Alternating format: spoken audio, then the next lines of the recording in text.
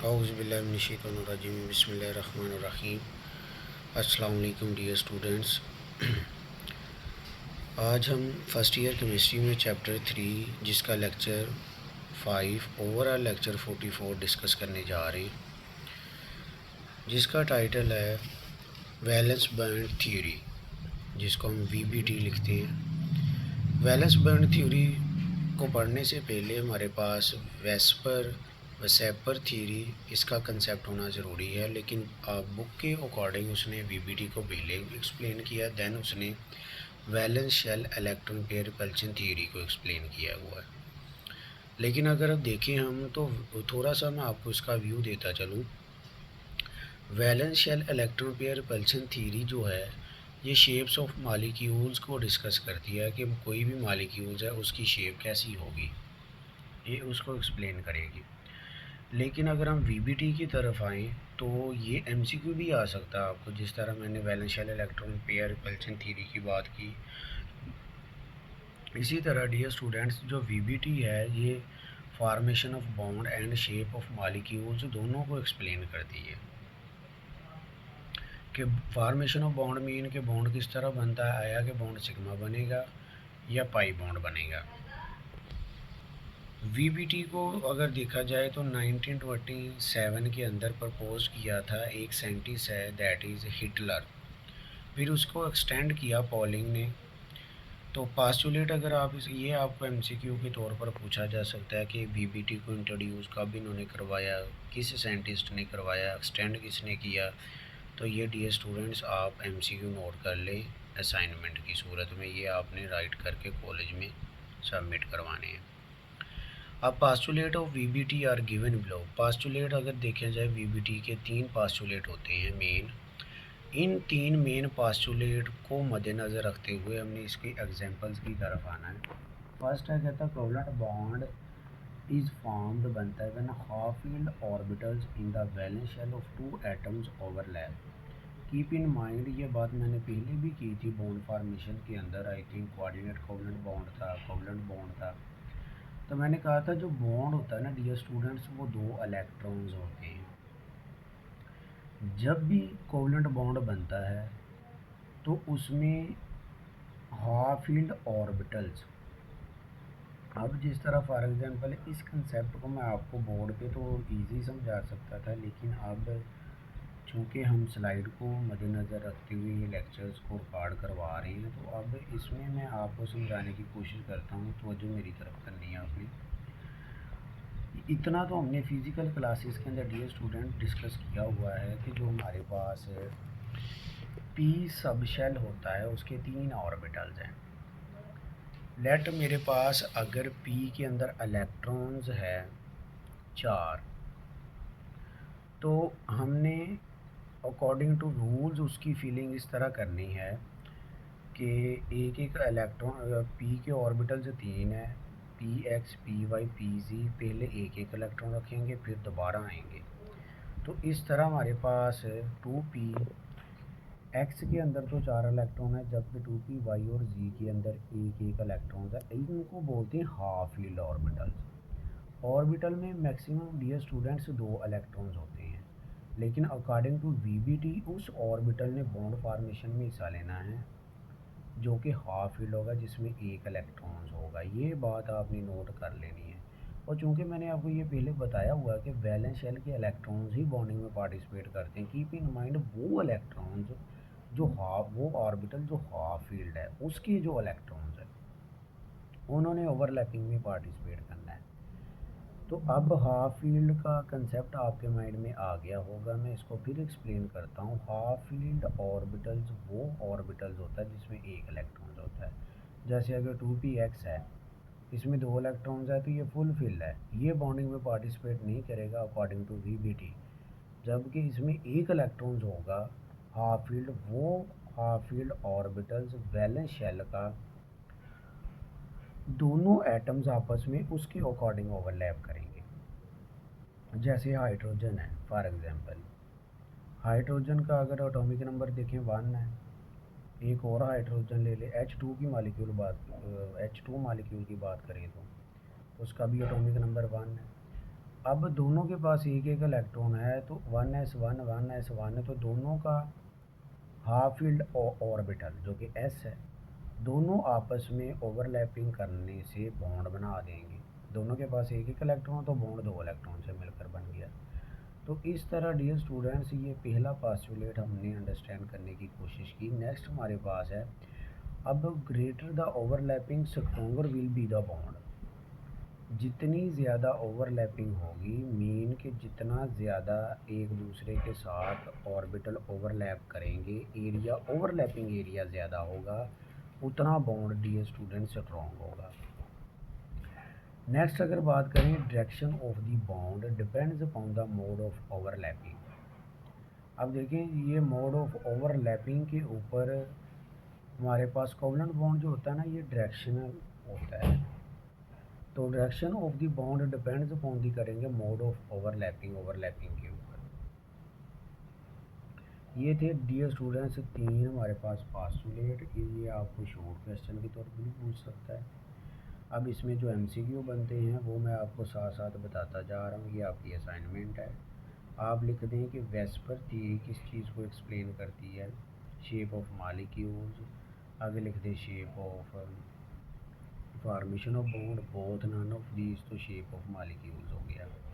इसी तरह VBT का आप MCQ बना लें कि VBT किसको एक्सप्लेन करती है, formation of bond, shape of molecules, both none of these, तो इसमें बोथ आ जाएगा। इसको कब इंट्रोड्यूस करवाया गया, 1927 के अंदर। किसने किया, Hitler was the scientist. Extend किसने किया, पॉलिंग ने। VBT के पास्टुलेट कितने हैं, 3 है। ये भी MCQ बन गया डियर स्टूडेंट्स। लेकिन तीनों पास्टुलेट इसके शॉर्ट क्वेश्चन के तौर पर इम्पोर्टेंट है। नेक्स्ट है dear student, formation of sigma bond. अब सिग्मा बॉन्ड किस तरह बनता है, पहले तो ये समझ ले, linear overlap of 2 half filled atomic orbital. जिस तरह ये नीचे दिया गया, ये S है, ये S है। जब ये ओवरलैपिंग करती हैं तो इनकी ओवरलैपिंग लीनियर होगी। तो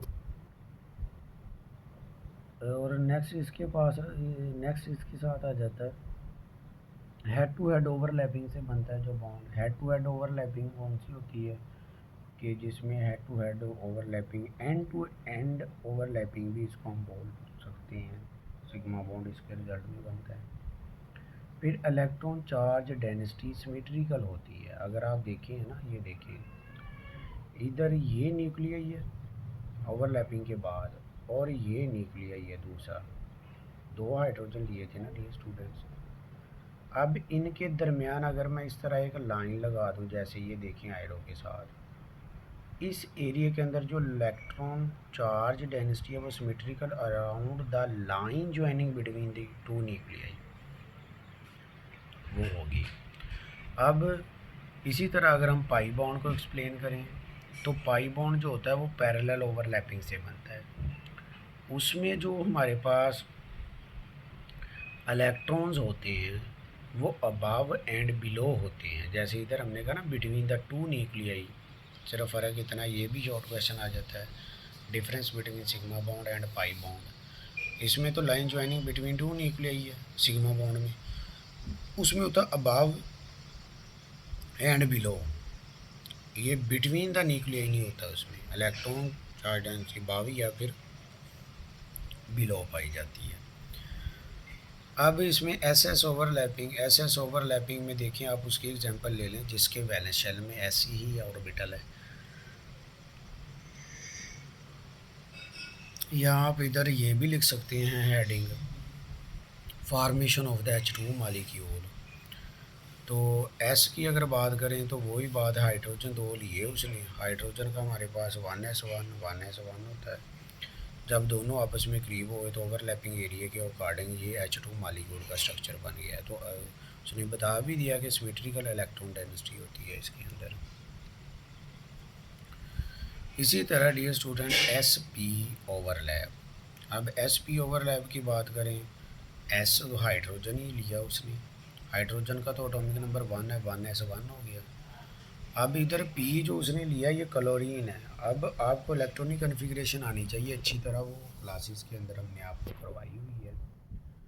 जिस तरह अगर आप देखें क्लोरीन एटम है तो क्लोरीन का एटॉमिक नंबर आप देख लें कितना होता है 17। अब इसकी पहले आप इलेक्ट्रॉनिक कन्फिग्रेशन निकालें, उधर से आपको हाफ फील्ड ऑर्बिटल मिल जाएगा। अब ज़रा तवज्जो करनी है, पहले तो आपने करना है इलेक्ट्रॉनिक कन्फिग्रेशन राइट करें, पेज लें, उसके ऊपर इलेक्ट्रॉनिक कन्फिग्रेशन लिखी क्लोरीन की। क्लोरीन का डियर स्टूडेंट्स पहले आपको फर्स्ट ऑफ ऑल इसका एटॉमिक नंबर मालूम होना चाहिए, जो कि क्लोरीन का एटॉमिक नंबर हमारे पास होता है 17। अब 17 चूँकि क्लोरीन का 9 होता है, क्लोरीन का 17 होता है।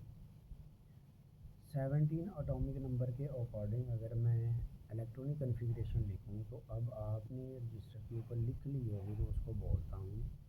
आपने 17 इलेक्ट्रॉन किस तरह पूरे करने हैं, 1s2 dear student, 2s2, 2p6। अब ये आपके पास 10 इलेक्ट्रॉन्स हो गए, फिर 3s2, 12 हो गए डियर स्टूडेंट। अब हमारे पास और कितने चाहिए, 5, तो 3p5 होगा। क्लियर होगी बात। अब हमने क्या कहा था, वैलेंस शेल के इलेक्ट्रॉन्स ही बॉन्डिंग में पार्टिसिपेट करते हैं। वैलेंस शेल में हमारे पास कितने इलेक्ट्रॉन्स पड़े हैं, 7। इस तरह 3s2, 3p5। 3s2 तो पेयर्ड में है, उसको तो हम छोड़ देते हैं, वो तो फुल फिल है। आगे 3p5 की बात करें तो उसके 3 ऑर्बिटल्स आने हैं dear student, 3px, 3py, 3pz। अब इलेक्ट्रॉन फिलिंग करेंगे रूल के अकॉर्डिंग, पहले एक एक इलेक्ट्रॉन आएगा 3px, 3py, 3pz में, फिर दोबारा से आएंगे 3px में 2 हो गए, 3py में 2 हो गए।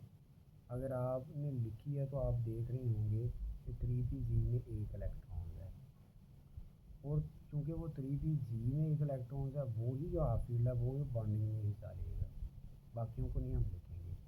तो वो हमने ये 3p डियर स्टूडेंट्स लिखा है, p का शेप डबल होता है, तो ये 3p हमने लिख लिया। ये 3p कौन सा, z वाला है, तो ये s है। जब आप इन दोनों की ओवरलैपिंग करवाएंगे, ये ओवरलैप स्टार्ट हो गया, ओवरलैपिंग एरिया, तो ये इसके साथ मिल गया। अब ये एक मुकम्मल बड़ा लूप बन गया, ये छोटा बन गया, तो उसने इधर इसको दिखा दिया, छोटा इधर दिखा दिया, बड़ा इधर दिखा दिया। हाइड्रोजन क्लोराइड बनेगा ओवरलैपिंग एरिया। नेक्स्ट है dear students PP overlap. PP overlap के अंदर अब आपके पास दोनों क्लोरीन है, मतलब कि पहले हमने एसएस ओवरलैपिंग की, हाइड्रोजन की एग्जाम्पल ली दोनों तरह से, H2 की, ऐसे भी ले सकते, formation of H2 molecule according to VBT. फिर हमने एसपी की बात की, एसपी ओवरलैप, उसमें हाइड्रोजन को ऐसे ही लिया, और पी के लिए हमने क्लोरीन ले लिया, तो एसपी ओवरलैप हो गया। उसके लिए हम लिख सकते हैं formation of HCl according to VBT, अलग से शॉर्ट आ गया।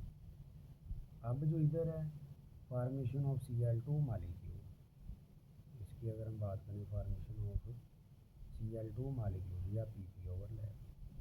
अब उधर हमने क्लोरीन की बात की हुई है डिटेल से, आपने क्या करना, वही दोनों क्लोरीन को लिख ली, दोनों की ओवरलैपिंग करवा दी, तो ये इस तरह शेप बन जाएगी जिस तरह टॉफी होती है, ओवरलैपिंग एरिया हो गया हमारे पास। तो ये पीपी ओवरलैपिंग के लिए स्टूडेंट्स।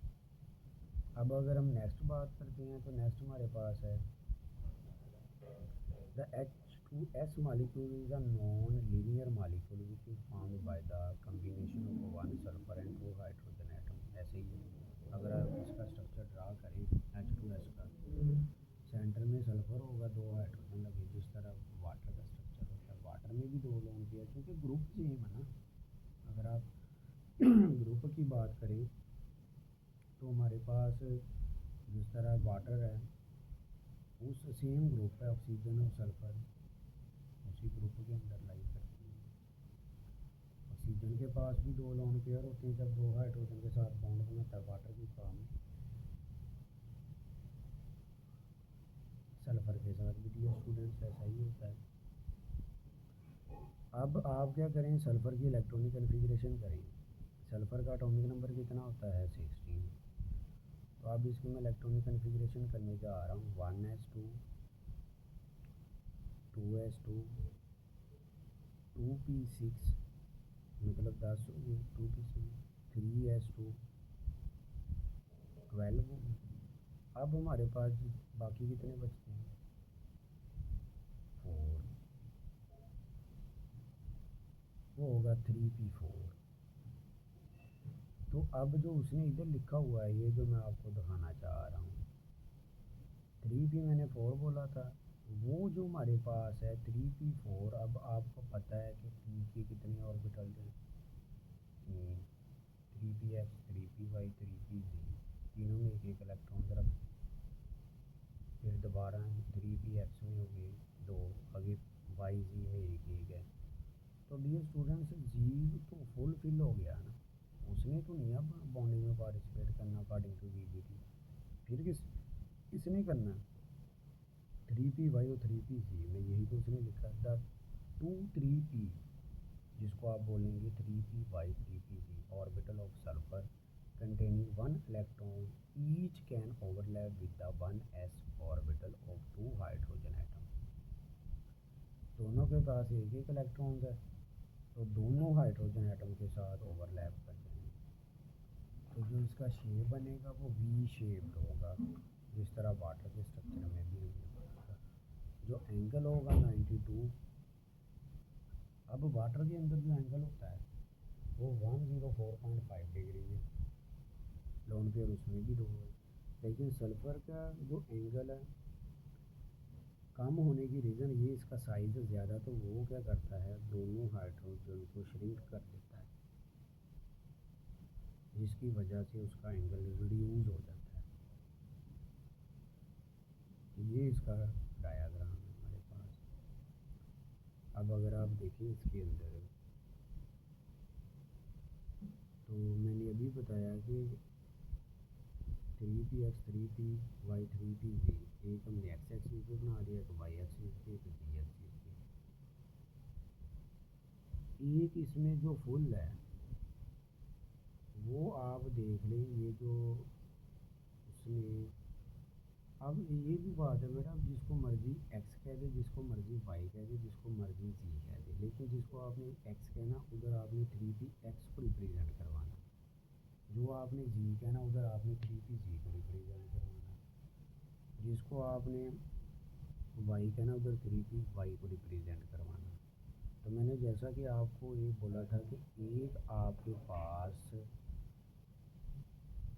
फुल है ऑर्बिटल और 2 हाफ है, देखिए दोनों हाफ के साथ हाइड्रोजन लगा दिए, और जो दोनों के सेंटर में वो फुल है वो वैसे ही पड़ा है, वो इधर लोन पेयर की फॉर्म में आ गया। एक लोन पेयर आ रहा है इसका जो 3s2 था, अब 3s2 3p जो 4 है, दोनों 3s2 और 3p4 है, ये दोनों ही वैलेंस शेल के हैं, लेकिन चूँकि 3s2 ये भी फुल है और 3px ये भी फुल है, दोनों में 2 2 इलेक्ट्रॉन है, तो बॉन्डिंग में पार्टिसिपेट तो 3py और 3pz ने करना है ना, उसके अकॉर्डिंग 2 हाइड्रोजन लगा दिए। तो ये थोड़ा था हमारा स्ट्रक्चर H2S का। ये अलग से डियर स्टूडेंट सारे शॉर्ट बन रहे हैं और ये मुकम्मल लॉन्ग होते हैं। अब आगे है जी हमारे पास formation of bond, consider the formation of a double covalent bond between oxygen atom. Oxygen atom को लेके चलते हैं। अब ऑक्सीजन की इलेक्ट्रॉनिक कन्फिग्रेशन कर लें आप। ऑक्सीजन का एटॉमिक नंबर 8 होता है, 1s2 2s2 2p4 हो गया। अब इसका भी जो 2p4 होगा हमारे पास,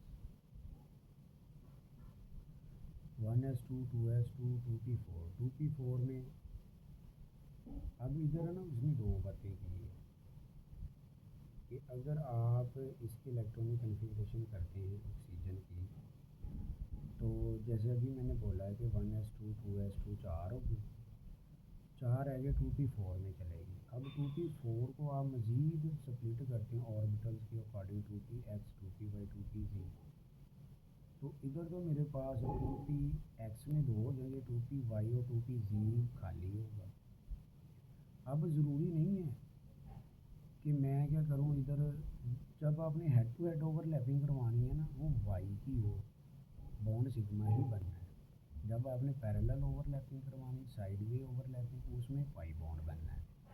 अब उसने क्या किया, उसने आपको एक दिखा दिया पी एक्स और पी वाई, उसने कहा जी में लेट दो इलेक्ट्रॉन है, तीन ऑर्बिटल्स में एक फुल है दो हाफ हिल है, दोनों ने बॉन्डिंग के अंदर हिस्सा लेना है। एक को उसने एक्स कह दिया, एक को वाई कह दिया, तो दो ऑक्सीजन ये देखे लिखे हुए हैं। आप भी एक को एक्स कह दें एक को वाई कह दें, तो देखिए एक्स टू एक्स जो ओवरलैपिंग हो रही है उसके रिजल्ट में जो बॉन्ड बन रहा है डियर स्टूडेंट सिग्मा है। जो पी वाई ओवरलैपिंग हो रही है उसके रिजल्ट में जो बॉन्ड बन रहा है डियर स्टूडेंट्स वो पाई बॉन्ड है। तो आप देख लें कि ऑक्सीजन के अंदर एक सिग्मा होता है एक पाई होता है। तो इसी तरह ये P Y orbitals on both atoms are united parallel to each other. ये तो हमारे पास वही होगा जो मैंने आपको बता दिया थ्योरी की फॉर्म में।